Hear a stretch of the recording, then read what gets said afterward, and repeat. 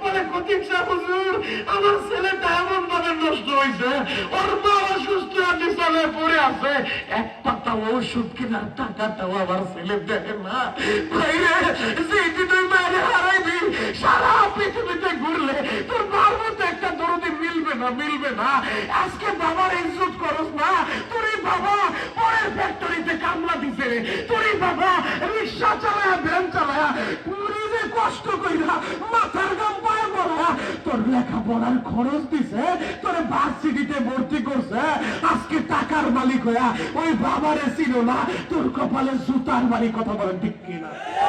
মা কারে বলে রিপন দুইটা কাপড় কিনছে মাল লাইগা, লঞ্চের ভিতরে উঠছে, সদরঘাট থেকে লঞ্চটা ছাড়ছে। আপনার অনেকেই জানেন চাঁদপুরের ঠোঁটা ত্রিমোহনা আছে, 3 নদীর একটা মোহনা। ওই ত্রিমোহনায় যখন গেছে চাঁদপুরের ঠোঁটায়, হঠাৎ করে নদীর ভিতরে জ্বর উঠে গেছে। ওই ত্রিমোহনায় অনেক লঞ্চ ডুবছে, অনেক মার কোলটা খালি হয়েছে। ভাই, এই যে কয়েকদিন যাবত এখন তো দেখতেছি ওই মাওয়া রোডের ভিতরে প্রতিদিনে একটা দুইটা অ্যাক্সিডেন্ট, প্রতিদিনে 2-1টা যুবকের লাশের খবর, প্রতিদিন অ্যাক্সিডেন্ট বেড়েই চলছে। কয়েকদিন আগে টোল প্লাজার সামনে আপনারা কি দেখেন নাই একটা যুবকের চিৎকার? যুবকটা বলতেছে, আমি মোটর সাইকেলের টোলের ভাড়া দিলাম, আমার পিছনে আমার ছোট্ট মেয়েটা বসা, এর পিছনে আমার দিদি বসা, আমি মোটর সাইকেলের টোলের ভাড়া পরিশোধ করছি, 30 সেকেন্ড হয় নাই, হঠাৎ করে আমি দেখলাম একটা ধাক্কা মেরে আমি ছিটকে পড়লাম আরেক জায়গায় যায়।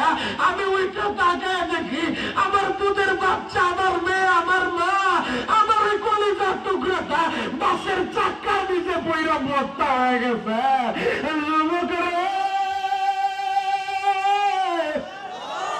ওই যুবকটা সাংবাদিকদের সামনে কান্দে আর বলে, আমি কারে মা বইলা ডাকবো? আমার চোখের সামনে 30 সেকেন্ড হয় নাই, মুহূর্তের ভিতরে আমার মেয়েটা বাসের চাকার নিচে পড়ে গেল, আমার বিবিও দুনিয়া থেকে চইলা গেল। ও যুবক ভাই, যে কোনো মুহূর্তে তুমিও চইলা যাইবারে ভাই, আমিও চইলা যাব।